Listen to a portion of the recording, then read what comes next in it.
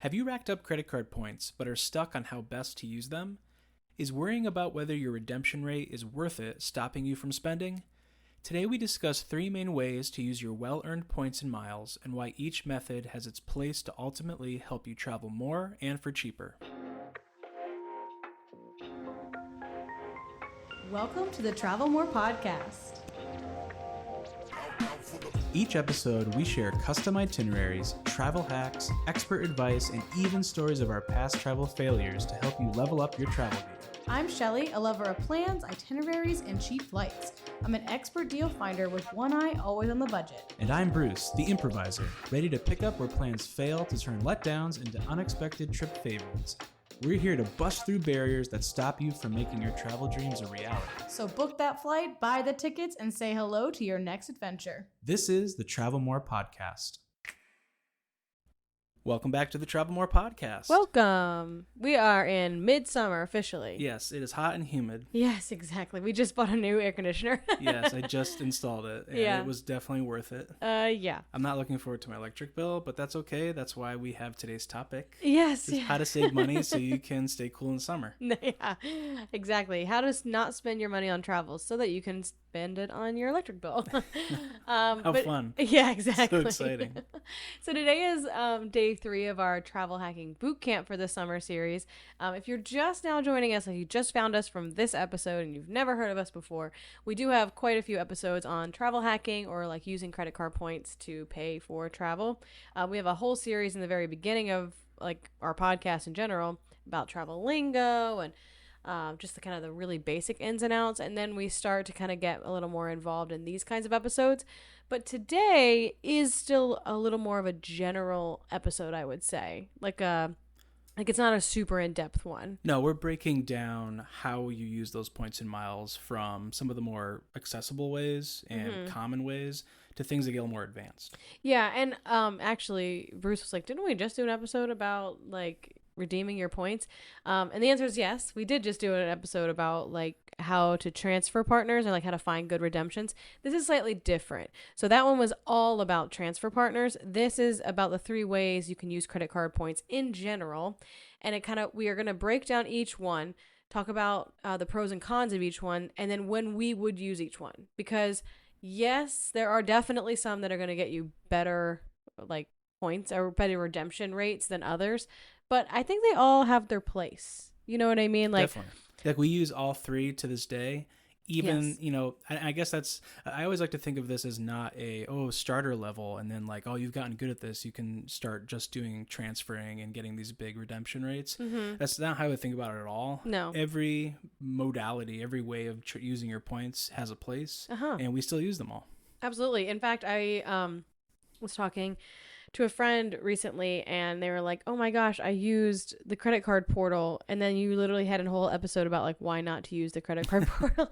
And I was like, yes. But the reason you used it, which is we're going to go over in a second, is exactly why I would use it too. Like that was a good use of your points and a good use of your time. And I would have done the same thing because ultimately, yes, people can go on the whole like tangent about you should be getting this much % per point, blah blah blah blah blah. But I actually think, at least in my head, like free / seriously reduced travel, like payment, is what we're in for. And I don't really care about the others, you know what I mean? Like I just want free or as close to it free travel as I can get. Right. Some travel hacking content creators, I guess you could call them, are going to, I feel like they're more interested in the redemption that rather than like where they actually got to go. Yeah. Or what they actually did. Yeah. You know, they care more about finding the most maxed out version of a deal. Yeah. Which is, it can be a pursuit in itself, but honestly, for most people, I think we all want what Shelly just said, and it's just free and reduced cost so you can travel more and it doesn't have to be a big part of your budget. Right. You can travel more and pay your electric bill. Exactly. Okay. So all right, what's the first way? Okay, so we're going to do these in like least, like you should be using these, the first one's the least and the last one's the most, but all of them are valid, if that makes sense. I like that. Okay, so the first one is credit card portals. So this is like probably one of the first things people tell me is like, but in the portal it says this, or like when I try to use my points, I'm like, how are you doing that? And they're like, I just went through like the Chase portal. I'm like, no. So the Chase portal is a third party. So that we get out of the way right away. Yeah, Chase is- or Capital One. Yeah, all of them. All of At them. Amex, all of them. It's essentially the same as booking on like Booking.com or Expedia or Hotels.com. Any of those, what they call OTAs, online travel agents. They're all third parties. So that can come with its own slew of difficulties. And we just had an episode about We did. why you might want to avoid third party. Yeah.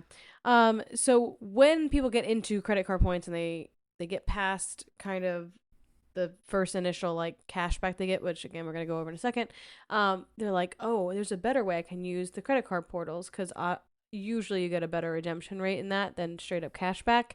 And they're like, look, I'm doing so well, and it's like, there's even a better way to do it than that. So, it's almost never the case you're going to get the best redemption in a portal. Yeah, it's pretty fixed. I mean, kind of It is like fixed, yeah. yeah, like purchase erasers, which are also fixed. Yeah. You're not necessarily going to have these fluctuating deals No. through the portal. Yeah. So, for example, Chase Sapphire gets 1.5 cents per point in the portal, which is better than the 1% that you get for Capital One. But there are ways to triple, quadruple, like plus those amounts, like more than 1.5. And we're going to talk about that later.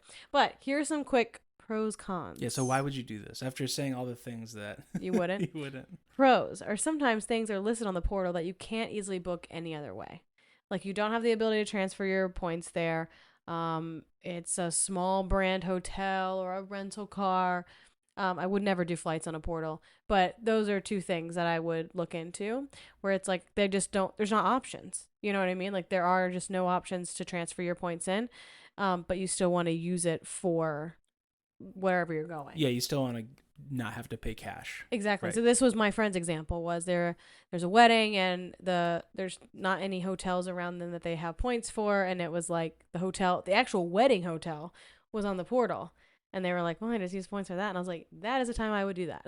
You know what I mean? Like that's easy. You're not paying for the hotel now, and now you can just worry about the flights because it's not the easiest place to get to. Perfect. You know what I mean? Right. That's a good example. So you go somewhere where you don't have any good transfer redemption. So like Hyatt's we were thinking about. Yeah. Right. And it's better if it's on the portal, Mm-hmm. then the deal will probably be better than Purchase Eraser. Yep. So it's a great example. And sometimes when you buy through the portal, you're earning points on your Oh, you always are. Yeah, exactly. And actually a pretty decent amount of points. And it's multiplied. So there are some benefits to Mm-hmm. using the portal, and a lot of times it is that they 5 to 10 times your point, what you're earning on Yeah. points and miles because you're booking through your credit card. Right. And then also, I mean, to just use that Chase example, 1.5 is the redemption rate for Chase, which is better than the 1% cashback, essentially cashback from Capital One. So you do have a better earning rate in that way too. The only problem is that you're using an online travel agent, but that's still pretty good. And then some cards also come with travel credits. Like I always think of our Capital One Venture X. You have to use that through the portal. So of course, in that instance, I'm going to be using the portal because I got to use the credits. Exactly. I'm not going to leave credits on the table.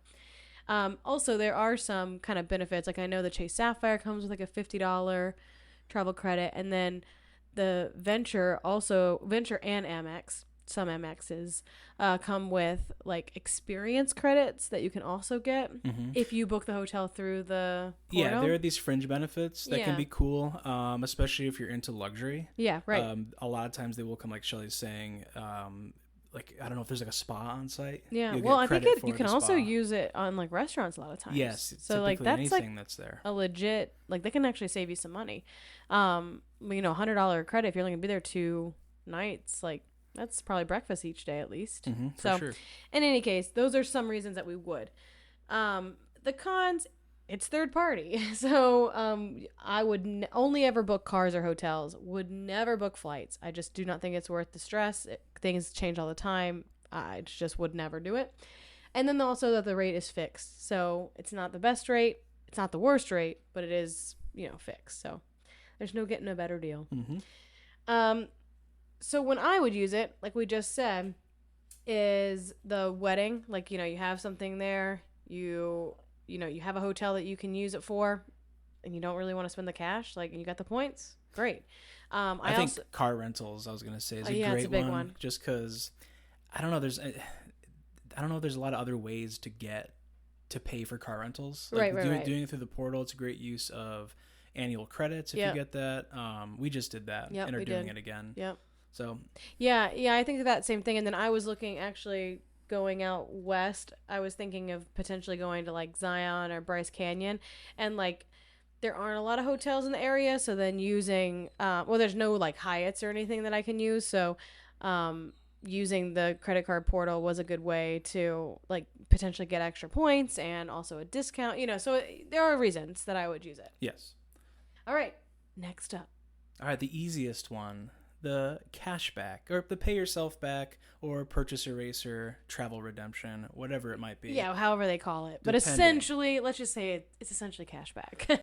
And like rarely would we ever recommend only a purely cashback card Yeah. over a points and miles card. Yeah, it's just the earning rate is where you get like messed up on this one. The earning rate for a cashback card is just usually not very good. Right, it's going to stop you from being able to accrue all those points. Yeah, it's going to be like 1 point per dollar spent, and it would take us years and years and years to get enough points to even buy one flight Right. doing it that way. And Shelley put in the script before that I thought was helpful to think about is 1 cent per point.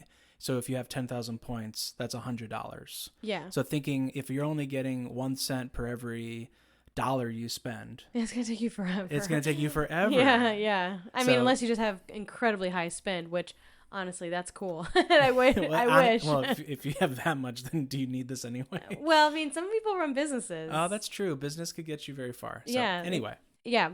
So this is it is kind of a cashback like mentality that we're talking about for this card, the pay yourself back kind of deal. But it's still a points and miles card. So that's kind of the difference where Bruce is saying like I wouldn't recommend like a purely cashback card. These are not cashback cards. These are still points and miles cards.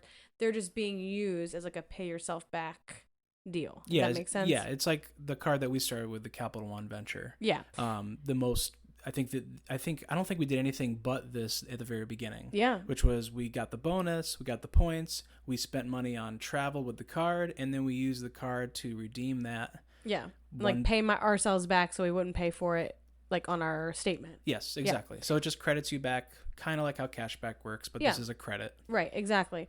And we did that for years, and I think the benefits to this are it's extremely flexible. So like you can find your own really great deals and then redeem them how you want, if that makes sense. Like you don't have to go look for deals through the credit card.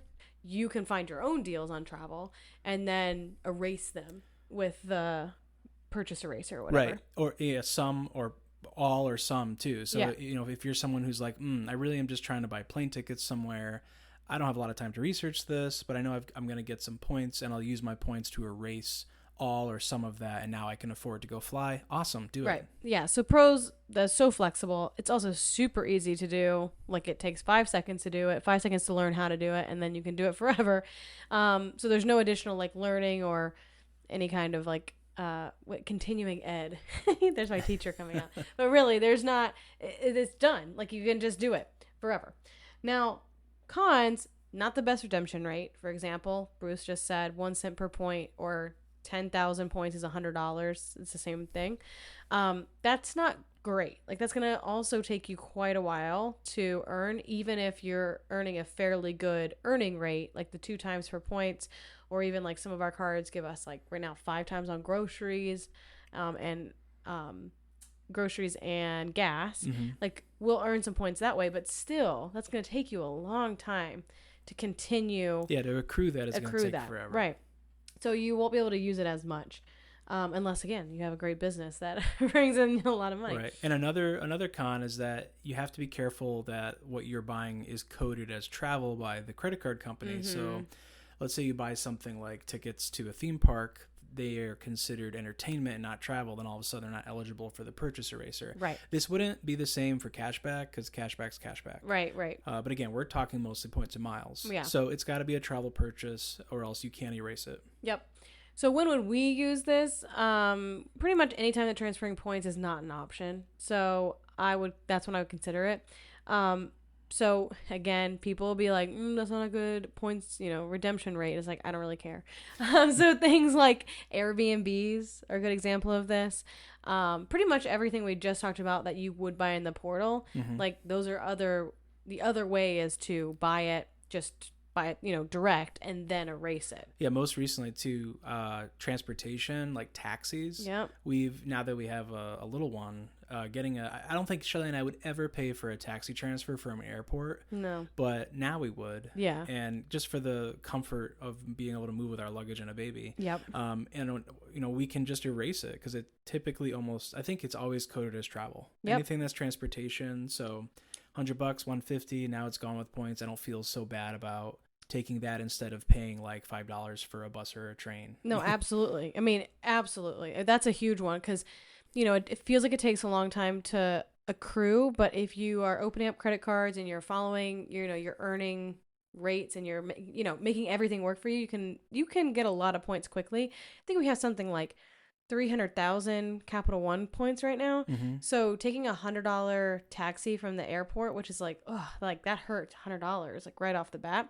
10,000 points, whatever. It's a drop in the bucket. Exactly. And so that makes those kind of things a lot easier to swallow. And it feels like it stretches because once we talk about transferring points, which is the best way, with your bigger purchases, that's when you're going to want to look at smart uses of your points. Yes, exactly. With these smaller things, like I think Shelly and I have even bought like tickets to a Broadway show and then quote unquote erase them because remember, anything you spend that's on travel, even an Uber, you could go back. The Broadway shows we bought through the portal. Oh, we bought them through the portal. Yeah. That's right. And they were like 6,800 points. And again, I forgot you can code. Oh, so it's like not even travel; it's entertainment. But that's a benefit of Capital One. Yeah, you can buy things through entertainment. And for us, it was like whatever. It was like not the best redemption, but again, who cares? We have so many points, and we wanted to see a show. Well, yeah, it felt like. Would I have seen this if I was going to spend the money? No. But if I have the points and it's essentially free, why not? Exactly. So things that I have used, pay yourself back or purchase eraser, however you want to say it, recently, Airbnbs, Uber rides, excursions, Disney vacations, although careful because tickets count as entertainment for that. But my little pro tip, if you're there, is you can charge things to your hotel, like everything to your hotel. And then if you you pay off your hotel at the hotel, then that codes as travel. Oh, I didn't know that. Yeah. That is a pro tip. Yeah. So that's a way, like if you already have it, booked elsewhere and then you want to use points to like erase food and stuff like that. So wow. So essentially that just opened up my world, guys. So any food and drink you buy, you can just code it to the room and then it could become travel eligible. Yes. Wow. Uh-oh. There goes our 300,000. We're going to be bankrupt. Capital One points. Yeah.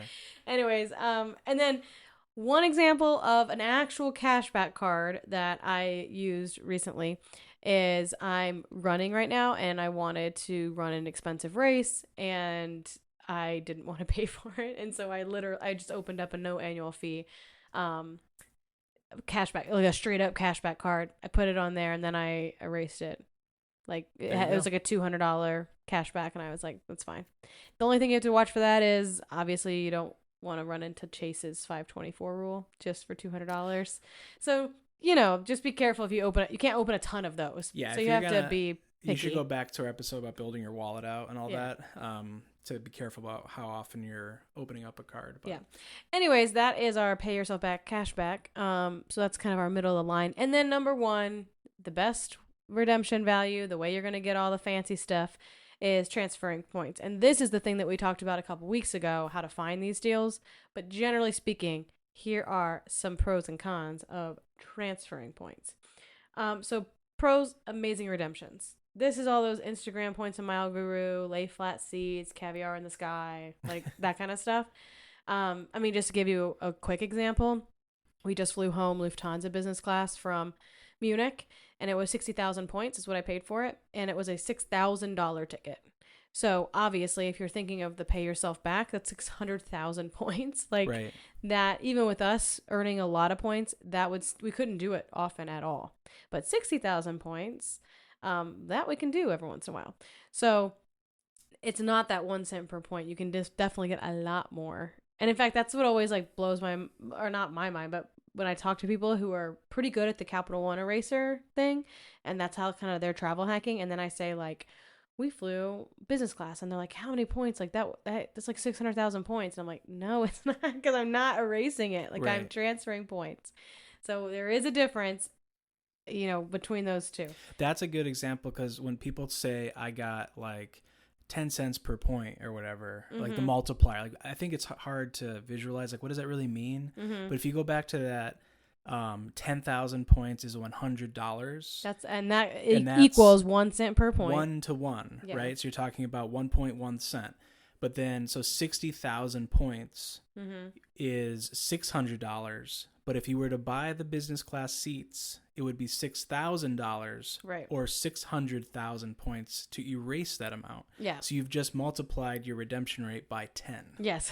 which Right. I just think I had to visualize it a little bit to be like, whoa, so a 10 cent point like redemption rate is insane. Yeah. And awesome. Yeah. That's not super common. No. I got a pretty good deal, but yeah, it was just by looking, essentially. It's possible. Yeah. And we talked about, I think before, you can position yourself for these flights. Yep. So there's ways to do it. But Anyway, this is the that's pro. how you, The pro of this is obviously you can get much better redemptions. And if you can't earn a ton of credit card points every year, this is the way that you will continue to travel cheaply.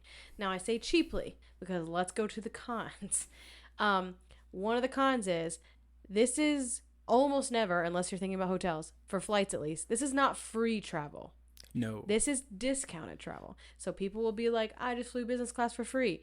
So I did pay 60,000 points per person, but I also paid like, it was still under $200, I think, but like $170 maybe a person for taxes and fees.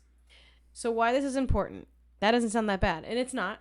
But that's a little bit of a cost because you think 60,000 points would be worth $600 if you paid yourself back. So now you're closer to like almost it's $800, Yeah, almost almost $800 if you're thinking about it in that way. So it starts to add up a little bit. Also, things like positioning flights can add up. So in full transparency, which I'm sure we'll go over a little later as well when we talk about this Italy trip that we did, overall we spent about $900 in flights for the three of us.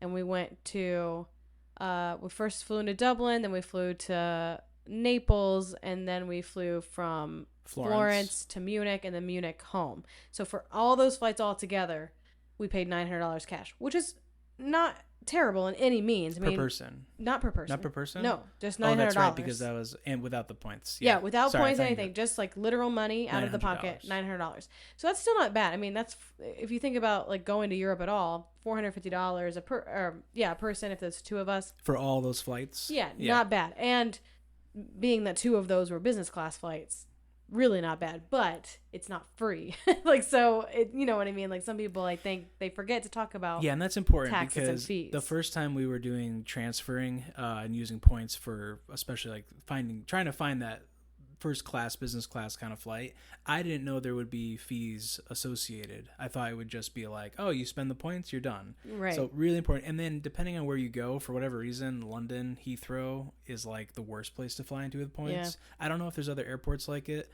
but they charge you for all kinds of stuff, even if you use points. Yeah, so then you can get, like I've seen people that are like, I only paid 17,000 points to fly to London, and it's like, well, that's great, but then there's like $400 in fees, and I'm like, well, that wasn't that great. Yeah, exactly. Like, I'd rather pay 40,000 points and $100 in fees. You know what I mean? Because like really cash out of my wallet is what I'm trying to avoid. Yes. Not just saving my points. So there's that. Also, it's really hard to learn. It's complex. It changes all the time. The rules change. Things that were really great deals leave. So it's kind of a constantly evolving thing that you have to stay on top of. And so that takes a lot of time, and time is money, you know? And so I think that that's a big part of it. We were talking to one of your friends, Bruce, and they're like, this feels really complicated. And we're like, it is. Yes. It is really complicated. Because it's the otherwise everyone would do it. Right. Yeah. And I think like it absolutely is worth it if you're trying to go for flights and international, especially if you're trying to get business first class deals. Yeah. That's how you do it without being super rich, honestly. Yeah. Like yeah. if you want to, that's where I would spend it. Mm-hmm. You know, I think using the portal, the eraser is for smaller amounts, everyday things. Yeah. I would focus on those flights because if you have the time you're spending, you're planning ahead like we recommend, mm-hmm. you'll have some time just to research and do a little bit of that, and you're going to find something nice. So when would I use this? All the time. This is my strategy I use the most, especially for flights. I don't use it a ton, honestly. I don't transfer points a ton to hotels. Hyatt would be really the only one I would do. And honestly, Hyatt's footprint is just like not that big. And for some reason, it's not super like available places that we end up going. So I don't transfer points to hotels that often. It's mostly for flights, and it takes a long time. I mean, it probably took me months to book all those flights from Italy and Ireland and all of that. But so worth it. So worth it. And I mean, it takes up so much of your budget. Yeah, I mean, that flying home business class with the baby, being able to like lay flat, have all the extra room to deal with the baby. I mean, that's kind of a game changer. I know. It felt like we had flight attendants that were literally there for us. Oh, yeah. The flight attendant actually once took the baby and was like, you guys can take a break. So, I mean, they were only gone for like 2 minutes. But still, like, it just is it's a totally different vibe in business class than it is in economy. We don't fly business class all the time, but it is a nice break, especially on the way home from a vacation. On a long flight for sure. So that's when I would use it. Pretty much any flight I'm ever going to take, I'm first going to look for points and miles deals. And then if I can't find them, then I'll move on to those other things we talked about. Mm-hmm. So there you have it. Those are the ways to use all your credit card points and some pros and cons for each. Yeah, hopefully this helps and you get to travel more. Yeah, if you have any questions, you can always drop us a line, contact@travelmorepodcast.com. If you want to know what your next card to open is, or if you just want to ask about a redemption or where to start, we're available. Happy to help. Reach out. Yeah, we'll see you soon. See ya.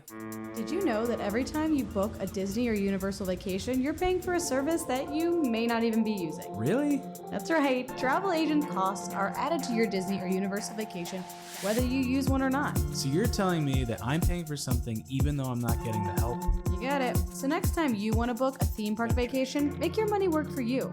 By booking with Magic Pass Travel, you'll get our expertise and years of experience without paying any extra and while supporting a small business. Check out our show notes to find our contact information. Can't wait to help you plan your next adventure.